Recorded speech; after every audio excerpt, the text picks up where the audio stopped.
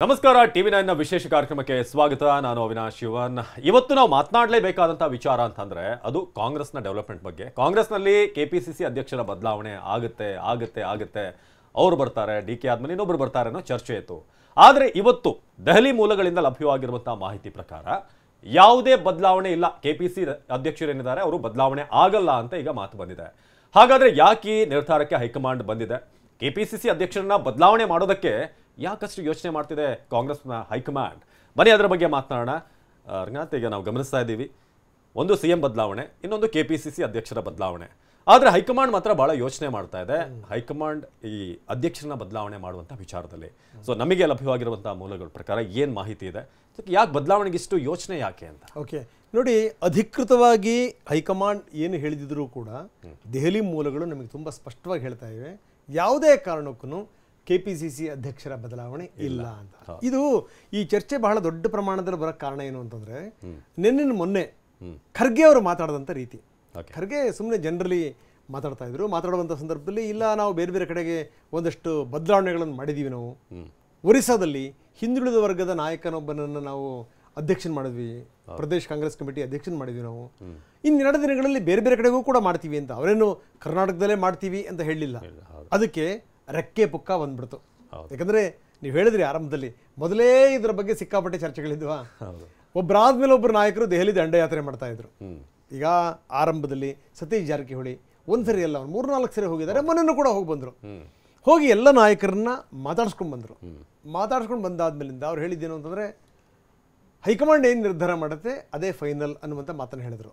ಬಹುಶಃ ನನಗನ್ಸುತ್ತೆ ಅಲ್ಲಿ ಅವರಿಗೆ ಈ ಸೂಚನೆ ಸಿಕ್ಕಿರಬಹುದು ಅಂತ. ಅದಾದ್ಮೇಲೆ ಈಗ ರಾಜಣ್ಣ ಇದ್ದಾರೆ. ನಿಮಗೆ ಗೊತ್ತಿದೆ ರಾಜಣ್ಣ ಅವ್ರ ಮನಸ್ಥಿತಿ ಹೆಂಗೆ ಅಂತ. ಅವರು ಮುಲಾಜಿಲ್ದಂಗೆ ಏನು ಅನ್ಸುತ್ತೋ ಅದನ್ನೇ ಮಾತಾಡುವಂಥ ವ್ಯಕ್ತಿ. ಸತೀಶ್ ಜಾರಕಿಹೊಳಿ ಹಂಗಲ್ಲ. ಅವ್ರು ಹೆಂಗಪ್ಪ ಅಂತಂದರೆ, ಆಕಾಶ ತಲೆ ಮೇಲೆ ಬೀಳ್ತಾ ಇದೆ ಅಂದರೂ ಕೂಡ ಅವರು ನೋಡೋಣ ತಗೊಳ್ರಿ, ಇನ್ನು ಬರ್ತಾ ಇದೆ, ಇನ್ನೂ ತಲೆ ಮೇಲೆ ಬೀಳ್ಬೇಕಾದ್ರೆ ನೋಡೋಣ ಬಿಡ್ರಿ ಅಂದ್ರೆ ಅಷ್ಟು ಕೂಲ್ ಮನುಷ್ಯ. ಒಳಗಡೆ ಎಲ್ಲ ತಂತ್ರಗಾರಿಕೆ ಮಾಡ್ತಿರ್ತಾರೆ, ಬಟ್ ತುಂಬ ಕೂಲ್. ರಾಜಣ್ಣ ಹಂಗಲ್ಲ, ಅದಕ್ಕೆ ವ್ಯತಿರಿಕ್ತ. ರಾಜಣ್ಣ ಈಗ ಡೆಲ್ಲಿನಲ್ಲಿದ್ದಾರೆ. ಮುಂದಿನ ದಿನಗಳಲ್ಲಿ ಪರಮೇಶ್ವರ್ ಕೂಡ ದೆಹಲಿಗೆ ಹೋಗ್ತಾರೆ ಅನ್ನುವಂಥ ಮಾತಿತ್ತು. ಸೊ ಇಂಥ ಸಂದರ್ಭದಲ್ಲೇ ನಮಗೆ ತುಂಬ ಖಚಿತವಾದಂಥ ಮೂಲಗಳು ಹೇಳ್ತಾ ಇವೆ, ಯಾವುದೇ ಕಾರಣಕ್ಕೂ ಅಧ್ಯಕ್ಷರನ್ನ ಬದಲಾಯಿಸಲ್ಲ. ಅದು ಬೇರೆ ಬೇರೆ ರಾಜ್ಯಗಳಿಗೆ ಖರ್ಗೆ ಹೇಳಿದ್ದೇ ವಿನಃ ಅದು ಕರ್ನಾಟಕ ರಾಜ್ಯಕ್ಕೆ ಅಲ್ಲ. ಬಟ್ ನನಗಿಲ್ಲಿ ಮೂಡುವಂಥ ಪ್ರಶ್ನೆ, ಜನರಿಗೆ ಮೂಡುವಂಥ ಪ್ರಶ್ನೆ, ಡಿ ಕೆ ಶಿವಕುಮಾರ್ ಅಲ್ಲದೆ ಬೇರೆ ಯಾರೇ ಇದ್ರೂ ಕೂಡ ಬದಲಾವಣೆ ಆಗ್ತಿತ್ತೋ ಏನೋ. ಆದರೆ ಡಿ ಕೆ ಶಿವಕುಮಾರ್ ಅವ್ರನ್ನ ಬದಲಾವಣೆ ಮಾಡಿದರೆ ಆಗುವಂಥ ಎಫೆಕ್ಟ್ ಏನು ಅಂತ ಅದೇ ಈಗ ಹೈಕಮಾಂಡ್ ತಲೆ ಕೆಡಿಸ್ಕೊಂಡಿರೋದು. ನೋಡಿ, 136 ಕ್ಷೇತ್ರಗಳು ಬಂದವು. ಹೌದು. ಯಾರು ಅಧ್ಯಕ್ಷರಾಗಿದ್ದರು? ಕೆಪಿಸಿಸಿ ಅಧ್ಯಕ್ಷರಾಗಿದ್ದಂಥವ್ರು ಡಿ ಕೆ ಶಿವಕುಮಾರ್. ನೋಡಿ, ಹಿಂದೆಲ್ಲ ಒಂದು ಪರಂಪರೆ ಇತ್ತು, ಅಧ್ಯಕ್ಷರು ಯಾರಾಗಿರ್ತಾರಲ್ಲ ಅವರೇ ರಾಜ್ಯದ ಮುಖ್ಯಮಂತ್ರಿ ಆಗ್ತಾ ಇದ್ರು.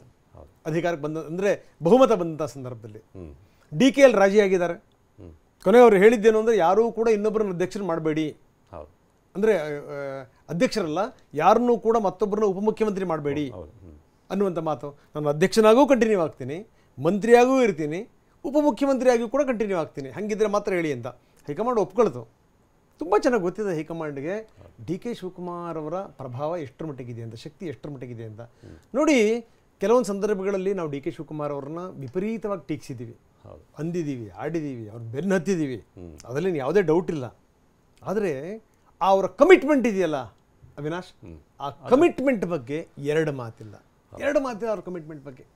ಯಾಕಂದರೆ ಈ ಪಕ್ಷ ಮುಳುಗ್ತಾ ಇದೆ ಅನ್ನುವಂಥ ಸಂದರ್ಭದಲ್ಲೂ ಕೂಡ ಡಿ ಕೆ ಶಿವಕುಮಾರ್ ಜೊತೆ ನಿಂತಂಥ ರೀತಿ ಇದೆಯಲ್ಲ, ಅದು ಅವರು ಶಕ್ತಿ ವಿನಿಯೋಗಿಸಿದ್ದಾರೆ, ದುಡ್ಡು ಹಾಕಿದ್ದಾರೆ, ಸಂಘಟನೆ ಮಾಡಿದ್ದಾರೆ. ಇನ್ನೂ ಕೂಡ ನನಗೆ ತುಂಬ ಚೆನ್ನಾಗಿ ಜ್ಞಾಪಕ ಇದೆ, ನಿಮ್ಮ ಏರಿಯಾದಲ್ಲೇ ಮೋಟಮ್ಮ ಅವರ ಮಗಳಿಗೆ, ನಯನಾ ಮೋಟಮ್ಮಗೆ ಲೆಫ್ಟ್ ಆ್ಯಂಡ್ ರೈಟ್ ತಗೊಂಡ್ರು. ಏನು ನೀವು ಸದಸ್ಯರನ್ನು ಮಾಡುವಂಥ ರೀತಿನೇ ಇದು ಅಂದರೆ, ಈ ರೀತಿಯವರು ಎಲ್ಲ ಕಡೆಗೂ ಕೂಡ ಒಂದು ಉತ್ತೇಜನ ಕೊಟ್ಟರು, ಎಲ್ಲರನ್ನೂ ಕೂಡ ಎಬ್ಬಿಸಿ ನಿಲ್ಲಿಸಿದ್ರು. ಒಂದು ಎರಡನೇದೇನು ಅಂತಂದರೆ, ಹೈಕಮಾಂಡ್ ಈಗ ಬೇರೆ ಬೇರೆ ರಾಜ್ಯಗಳಲ್ಲಿ ಚುನಾವಣೆ ಎದುರಿಸಬೇಕು ಅಂತಂದರೆ ಅದರ ರಾಯಭಾರಿಯಾಗಿ, ಗ್ಯಾರಂಟಿಯ ರಾಯಭಾರಿಯಾಗಿ ಹೋಗೋರು ಯಾರು ಅಂತಂದರೆ ಇದೇ ಡಿ ಕೆ ಶಿವಕುಮಾರ್. ಸೊ ಅಂಥ ಡಿ ಕೆ ಶಿವಕುಮಾರನ್ನ ಇದ್ದಕ್ಕಿದ್ದಂಗೆ ಡಿಸ್ಟರ್ಬ್ ಮಾಡಿಬಿಟ್ರೆ ಅದರ ಪರಿಣಾಮ ಏನಾಗುತ್ತೆ? ಆಮೇಲೆ ಒಂದು ತಿಳ್ಕೊಳ್ಳಿ, ಇದನ್ನು ಯಾರ್ಯಾರು ಎಷ್ಟರ ಮಟ್ಟಿಗೆ ಅದನ್ನು ಸ್ವೀಕಾರ ಮಾಡ್ತಾರೋ ನನಗಂತೂ ಗೊತ್ತಿಲ್ಲ. ನಾನು ಹೇಳ್ತೀನಿ, ಒಬ್ಬ ನಾಯಕ ಎಷ್ಟು ವರ್ಷಗಳ ತನಕ ಕಾಯಕ್ಕೆ ಸಾಧ್ಯ, ಎಷ್ಟು ಅವಧಿ ತನಕ ಕಾಯಕ್ಕೆ ಸಾಧ್ಯ ಅನ್ನುವಂಥದ್ದು ಒಂದು. ಎರಡನೇದೇನು ಅಂತಂದರೆ, ಈ ಡಿ ಕೆ ಶಿವಕುಮಾರ್ ಆಳ ಅಗಲ ಇದೆಯಲ್ಲ, ಸಾಮಾನ್ಯ ಅಂದ್ಕೋಬೇಡಿ. ನಿಜ. ಅವರ ಬೇರುಗಳು ಬೇರೆ ಬೇರೆ ಕಡೆಗೂ ಕೂಡ ಹಬ್ಬಿವೆ. ಇದ್ದಕ್ಕಿದ್ದಂಗೆ ಅವರು ಮೋದಿಯವ್ರನ್ನ ಹೋಗಿ ಭೇಟಿ ಮಾಡ್ಕೊಂಬಂದರು. ಅಂದರೆ ಏನೋ ಮಾಡಿಬಿಡ್ತಾರೆ ಅಂತಲ್ಲ, ಎಲ್ಲರ ಜೊತೆಗೂ ಕೂಡ ಅವರ ಸಂಬಂಧ ಚೆನ್ನಾಗಿರುತ್ತೆ. ಅವರು ಹಿಂಸೆ ಪಟ್ಟಿರ್ಬೋದು, ಜೈಲಿಗೆ ಹೋಗಿರ್ಬೋದು, ಅವ್ರ ಬಗ್ಗೆ ಇವ್ರು ಅನ್ಬೋದು, ಇವ್ರ ಬಗ್ಗೆ ಅವ್ರು ಅನ್ಬೋದು, ಪ್ರಶ್ನೆ ಬೇರೆ. ಇದೆಲ್ಲದರ ಜೊತೆಗೆ ಒಂದು ಸಂಗತಿ, ಈ ಇತ್ತೀಚೆಗೆ ನಡೆದಂಥ ಚುನಾವಣೆಗಳಿದೆಯಲ್ಲ, ಅದು ಹರಿಯಾಣ ಆಗಲಿ, ಅದು ಮಹಾರಾಷ್ಟ್ರ ಆಗಲಿ, ದೆಹಲಿ ಆಗಲಿ, ಅಲ್ಲಿ ಸಿದ್ದರಾಮಯ್ಯನವರ ವಿಚಾರವನ್ನು ಪ್ರಸ್ತಾಪ ಮಾಡಿದ್ದಾರೆ ನಾಯಕರುಗಳು, ಕೇಂದ್ರದ ನಾಯಕರು, ಇನ್ಕ್ಲೂಡಿಂಗ್ ನರೇಂದ್ರ ಮೋದಿ. ಅಪ್ಪಿ ತಪ್ಪಿ ಡಿ ಕೆ ಶಿವಕುಮಾರ್ ವಿಚಾರ ಚರ್ಚೆ ಮಾಡಿಲ್ಲ. ಹೇಳಬೇಕಲ್ಲ, ಅವರು ಜೈಲ್ ಕಂಡು ಬಂದಂಥ ಒಬ್ಬ ನಾಯಕ, ಅವರೇ ರಾಜ್ಯದ ಮಂತ್ರಿ, ಉಪಮುಖ್ಯಮಂತ್ರಿ, KPCC ಅಧ್ಯಕ್ಷ ಅಂತ ಹೇಳಬೇಕಲ್ಲ. ಅಪ್ಪಿ ತಪ್ಪಿ ಚರ್ಚೆ ಆಗಿಲ್ಲ. ಇದರ ಅರ್ಥ ಏನು? ಸೊ ಹೈಕಮಾಂಡ್ ಇದನ್ನೆಲ್ಲದನ್ನು ಕೂಡ ನೋಡ್ತಾ ಇರುತ್ತೆ. ಬೇಡ ಇವ್ರನ್ನ ಮೈಮೇಲೆ ಎಳ್ಕೊಂಡ್ರೆ ಕಷ್ಟ ಆಗುತ್ತೆ ಅನ್ನೋವಂಥದ್ದು ಗೊತ್ತು. ಇದಾಯ್ತಾ? ಇದ್ರ ಮುಂದುವರೆದ ಭಾಗ ಹೇಳ್ತೀನಿ, ಕಾರಣ ಏನು ಅಂತ ಹೇಳಿ. ಅಂತ KPCC ಅಧ್ಯಕ್ಷರಾದಂಥವರೇ ಮುಖ್ಯಮಂತ್ರಿ, ಈಗೇನಾದರೂ KPCC ಅಧ್ಯಕ್ಷರನ್ನು ಬದಲಾಯಿಸಿದ್ರು ಅಂತ ತಿಳ್ಕೊಳ್ಳಿ, ನಾಳೆ ಅದೊಂದು ಕೂಡ ಬರ್ಬೋದು. ಒಂದು ವೇಳೆ ಏನಾದರೂ ಇಡೀ ವಿಪರೀತ ಆಗಿ, ಅವರದ್ದು ಪ್ರಭಾವ ವಿಪರೀತ ಆಗಿ, ತುಂಬ ಮುಜುಗರ ಆಗಿ, ನಾಳೆ ಏನಾದರೂ ರಾಜೀನಾಮೆ ಕೊಡುವಂಥ ಸ್ಥಿತಿ ಏನಾದರೂ ಬಂದುಬಿಟ್ರೆ ಸಿದ್ದರಾಮಯ್ಯನವರಿಗೆ, ಆವಾಗ ಇವರು ಉಪಮುಖ್ಯಮಂತ್ರಿ ಇದ್ದಾರೆ, KPCC ಅಧ್ಯಕ್ಷರಿದ್ದಾರೆ, ಸುಲಭವಾಗಿ ಮುಖ್ಯಮಂತ್ರಿನೂ ಕೂಡ ಆಗೋಗ್ಬಿಡ್ತಾರೆ. ನಾಳೆ ಅದು ಇನ್ನೊಂದು ರಗಳೆ ಆಗ್ಬಿಡಬಾರ್ದಲ್ಲ. ಹಾಗಾಗಿ ನನಗನ್ನಿಸ್ತಾ ಇದೆ, ಮುಂದಿನ ಎಲ್ಲ ಆಗು ಹೋಗುಗಳನ್ನು ಇಟ್ಕೊಂಡು ಯಾವುದೇ ಕಾರಣಕ್ಕೂ ಕೂಡ ಬದಲಾಯಿಸಬಾರದು ಅನ್ನುವಂಥ ಒಂದು ನಿರ್ಧಾರಕ್ಕೆ ಬಂದಿದ್ದಾರೆ. ಬಟ್ ಇಲ್ಲಿ KPCC ಅಧ್ಯಕ್ಷರ ಬದಲಾವಣೆ ಇಲ್ಲ ಅಂತಂದರೆ ನವೆಂಬರ್ 15 2.5 ವರ್ಷ ಆಗುತ್ತೆ ಕರೆಕ್ಟಾಗಿ. ಆ ಪವರ್ ಶೇರಿಂಗ್ ಇತ್ತು 50-50 ಅಂತ. ಸೊ ಅದು ಆಗಲ್ಲ ಅಂತ ಅನ್ಸುತ್ತೆ. ಮೇ ಬಿ ಇವ್ರನ್ನೇ ಬದಲಾವಣೆ ಮಾಡ್ತಿರೋದು ನೋಡಿದ್ರೆ ಅದೇನಾದರೂ ಚಾನ್ಸಸ್ ಅಲ್ಲ. ಈಗ ಆಗಲ್ಲ, ಆದರೆ ಸ್ಥಿತಿಗತಿಗಳು ಹೆಂಗೆ ಬರ್ತಾವೋ ಹೇಳೋಕ್ಕಾಗಲ್ಲ. ಬೇರೆ ಬೇರೆ ರಾಜ್ಯಗಳಲ್ಲಿ ಏನಾಯಿತು, ಡೆಲ್ಲಿನಲ್ಲಿ ಏನಾಯಿತು, ಮುಖ್ಯಮಂತ್ರಿಗಳೇ ಒಳಗಡೆ ಹೋಗಬೇಕಾಯಿತು. ಅಲ್ಲಿ ಒಳಗಡೆ ಹೋಗಿ ನಾನು ಅಧಿಕಾರ ಮಾಡ್ತೀನಿ ಅಂತ ಒಪ್ಕೊಳ್ಳಲ್ಲ. ದೆಹಲಿ ರಾಜಕಾರಣ ಬೇರೆ, ದೆಹಲಿ ರಾಜಕಾರಣ ಬೇರೆ, ಕೇಜ್ರಿವಾಲ್ ರಾಜಕಾರಣ ಬೇರೆ, ಇವ್ರದ್ದು ಬೇರೆ. ಅಷ್ಟು ಸುಲಭ ಅಲ್ಲ ಇದು. ಸೊ ಹಿಂಗಾಗಿ ಏನು ಅಂತಂತಂದ್ರೆ, ಸುಮ್ಮನೆ ಅವ್ರ ಕೈ ಹಾಕಿ ಯಾಕೆ ಈ ಜೇನುಗುಡಿ ಕೈ ಹಾಕಿ ಸುಮ್ಮನೆ ಕಚ್ಚಿಸ್ಕೋತಾರೆ?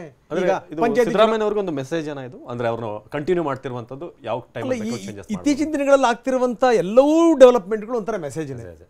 ಈಗ ತಾನು ಎಷ್ಟು ಅವಾಯ್ಡ್ ಮಾಡಬೇಕು ಮಾಡ್ತಾರೆ ಡಿ ಕೆ ಶಿವಕುಮಾರ್, ಆಗದಿರೋದನ್ನ ಹೈಕಮಾಂಡ್ ಹತ್ರ ಕೂತ್ಕೊಂಡು ಮಾಡಿಸ್ತಾರೆ. ಯಾವ ಮೀಟಿಂಗಿಗೆ ಹೆಂಗೆ ಅವರು ಅಡ್ಗಾಲ್ ಹಾಕಬೇಕು ಅಂತ ಗೊತ್ತು, ಯಾವ ಸಮಾವೇಶಗಳನ್ನು ಮಾಡಿಸಬಾರ್ದು ಅಂತ ಗೊತ್ತು. ಹೈಕಮಾಂಡ್ ಇವ್ರ ಮಾತನ್ನು ಕೇಳುತ್ತೆ. ಜೊತೆಗೆ ಈ ಪಂಚಾಯತಿ ಚುನಾವಣೆ ಹತ್ತಿರ ಬರ್ತಾ ಇದೆ. ಪಂಚಾಯತಿ ಚುನಾವಣೆ ಹತ್ತಿರ ಬರ್ತಿರುವಂಥ ಸಂದರ್ಭದಲ್ಲಿ ಈಗಾಗಲೇ ಡಿ ಕೆ ಶಿವಕುಮಾರ್ ಒಂದು ಟೀಮ್ ರೆಡಿ ಮಾಡ್ಕೊಂಡಿದ್ದಾರೆ. ಏನೇನು ಮಾಡಬೇಕು ಏನು ಎತ್ತ ಅಂತ ಪ್ಲಾನ್ ಮಾಡ್ಕೊಂಡಿದ್ದಾರೆ. ಇಂಥ ಸಂದರ್ಭದಲ್ಲಿ ಡಿಸ್ಟರ್ಬ್ ಆಗಿಬಿಟ್ರೆ ಅದು ನಷ್ಟ ಯಾರಿಗೆ? ಪಕ್ಷಕ್ಕೇನೆ. ಸೊ ಹಿಂಗಾಗಿ ಏನು ಅಂತಂದರೆ ಕಾಂಗ್ರೆಸ್ ತುಂಬ ಅಳದು ತೂಗಿ ಇದನ್ನು ಮಾಡ್ತಾ ಇದೆ. ಇನ್ನೊಂದು ಸಂಗತಿ ಹೇಳಲೇಬೇಕಿಲ್ಲಿ ನೋಡಿ, ಇವತ್ತಿನ ಡೈಲಾಗ್ಗಳು ನೋಡಿ. ಇವತ್ತು ಯಾವ್ಯಾವ ನಾಯಕರು ಏನೇನು ಮಾತಾಡಿದ್ದಾರೆ ಅಂತ ನೀವು ನೋಡಿದಿರಿ.